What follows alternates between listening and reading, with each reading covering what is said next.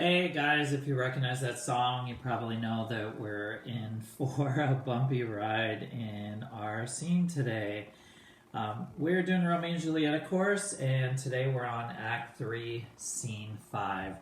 Remember what happened in our last section?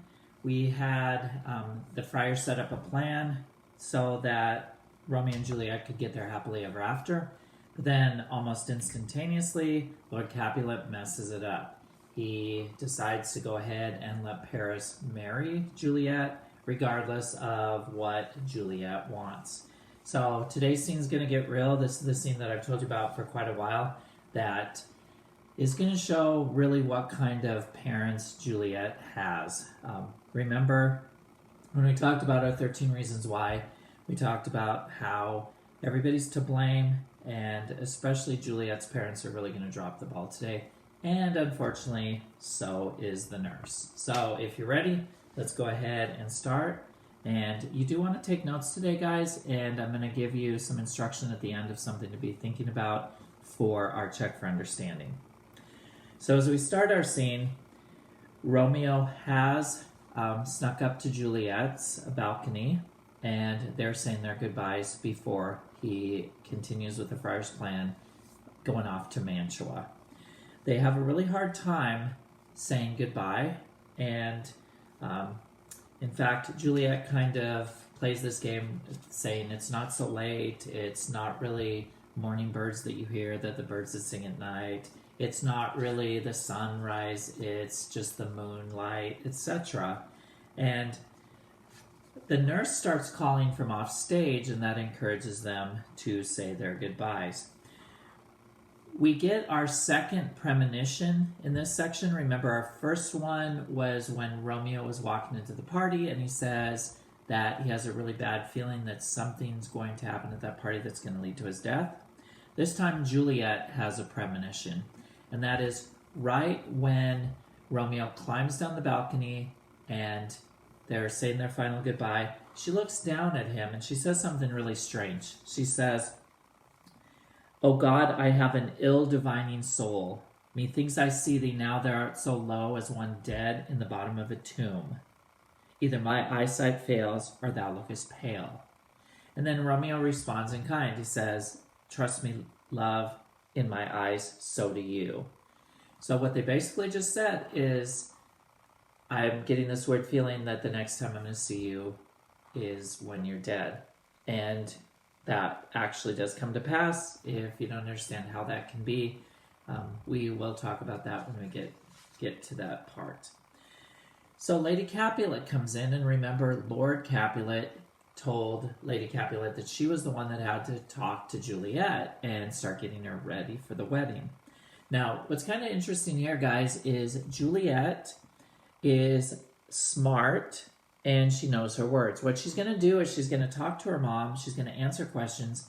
What's really amazing is she's going to be honest with her mom, but the audience and we would know that by what she's saying, there's a double meaning. So she'll say something, her mom will take it one way, she'll take it another, as with the audience.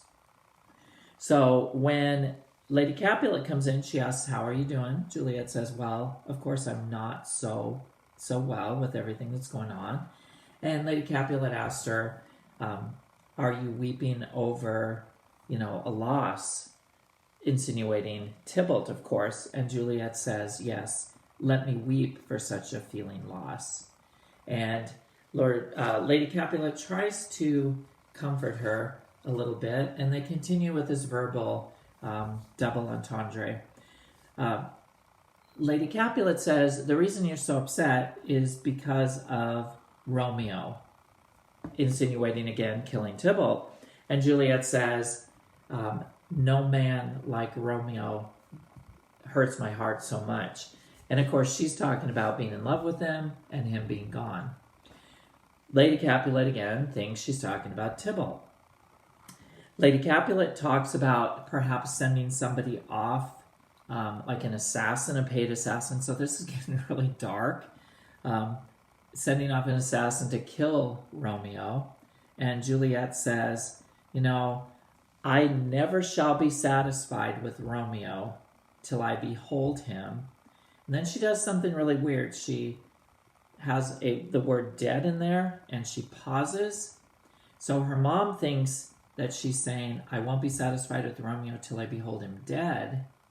But after that, she says, I never shall be satisfied with Romeo till I behold him. Dead is my poor heart for a kinsman vexed. So Juliet's saying, my heart's dead without him. Her mom's thinking, she's saying that she wants Romeo dead.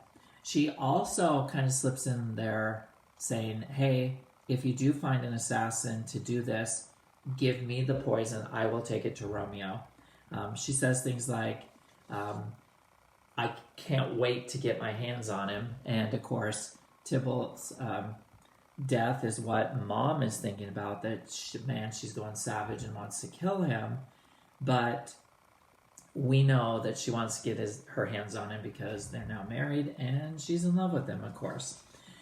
Then Lady Capulet changes the subject, and here's where she starts bringing up the marriage. She says, hey, let's put this aside. I have some really great news. Your dad cares so much about you that this Thursday you're going to get married.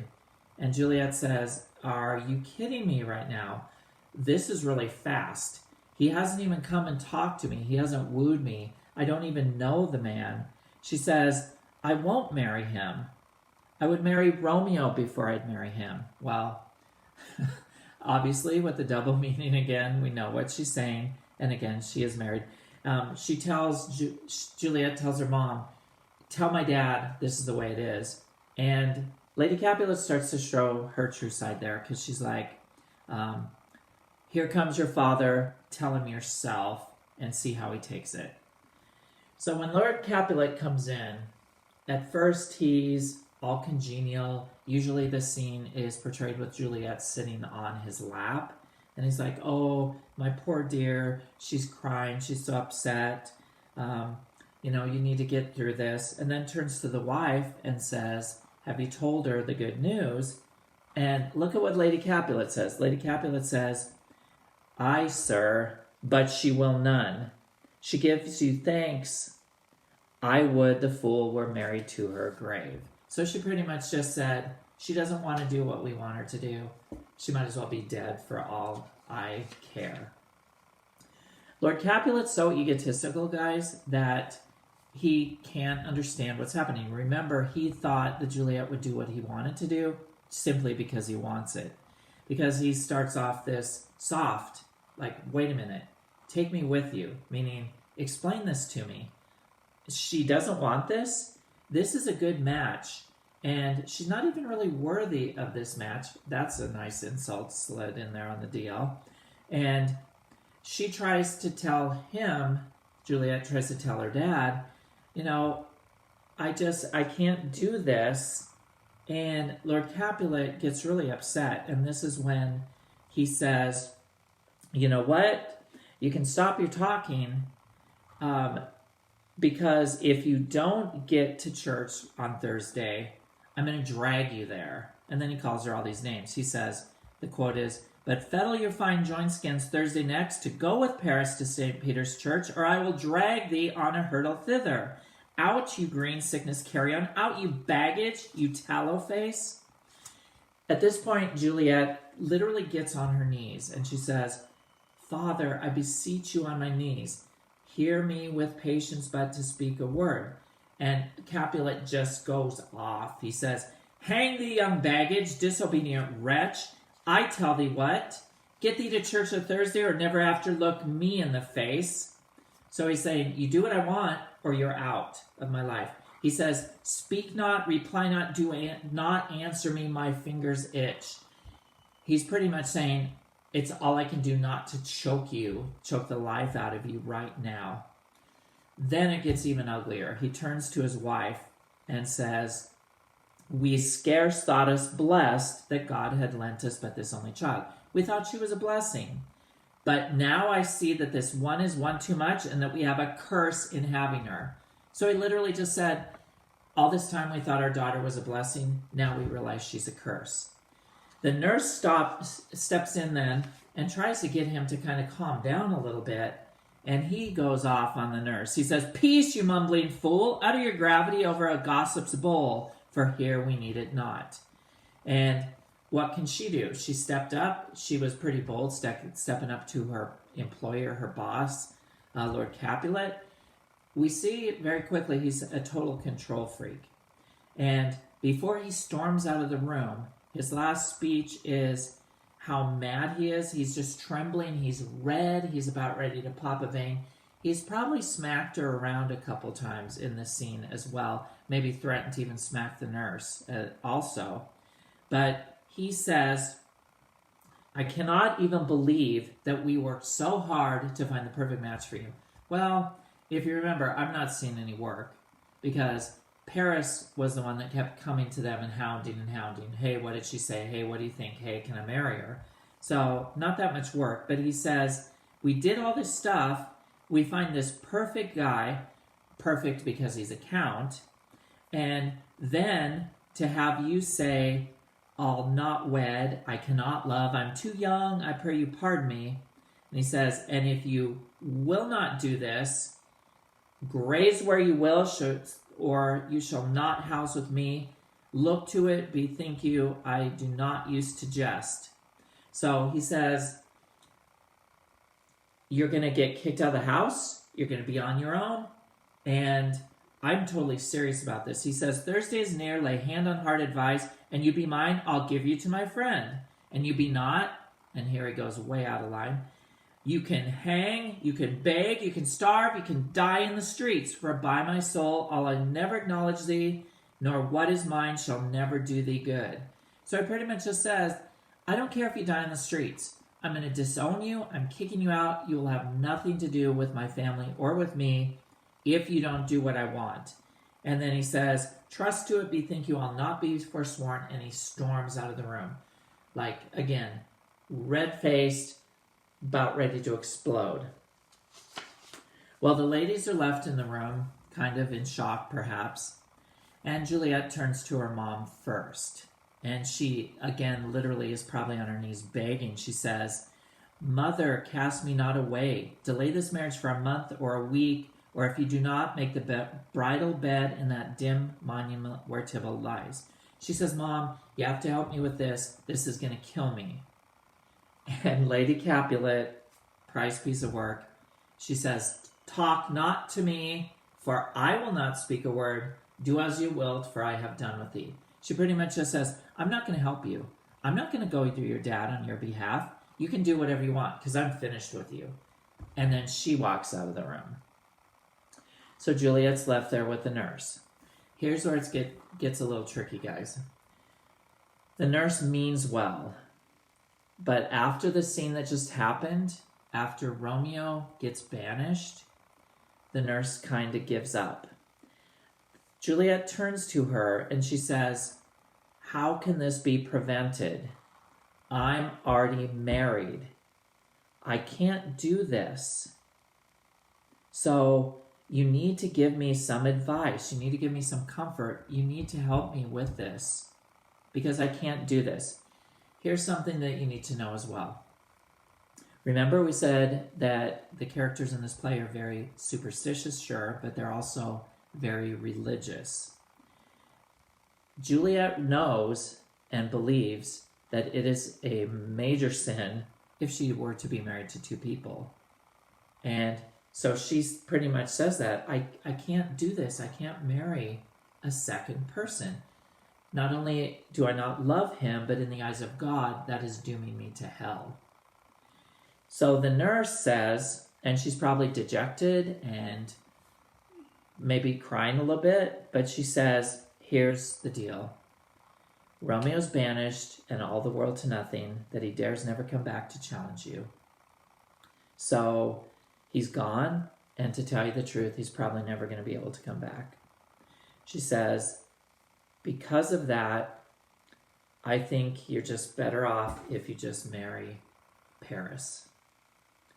He's not so bad.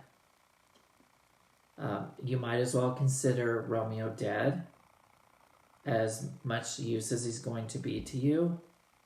So you just need to give up and you need to do this. Juliet asks her, "Are you serious?" And the nurse says, "Yeah, I mean it. I mean it from my very soul." And Juliet then tells her, "Okay, I'm going to go to Friar Lawrence." She tells the nurse she's going to go there for confession. But we know she's going there because that's the last person she has who knows what's going on, who can actually help her with this. And the nurse leaves and says, I think you're doing the right thing here." And that's when Juliet says this final speech. And guys, this is going to change the entire play, and this is going to be a huge portion of fate. Because of what the nurse did, and Juliet considering this a betrayal, Juliet says, "Ancient damnation, O most wicked fiend, is it more sin to wish me thus forsworn, or to dispraise my Lord with that same tongue? Go, counselor, thou in my bosom henceforth shall be twain." So what she just said there, guys, is, I'm cutting you off. I'm cutting you out. I will not let you know what's going on. Why is that so important? Because, guys, some of the things fate's going to throw at them in the rest of the play, had the nurse known, it would have saved Romeo and Juliet's lives.